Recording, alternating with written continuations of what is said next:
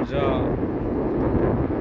ক্যাম্পের পাশে, আমাদের পাশে কি সুন্দর লেক বয়ে আছে, সুন্দর অনুভূতি, মুক্ত হাওয়া, অনন্ত বিকেলে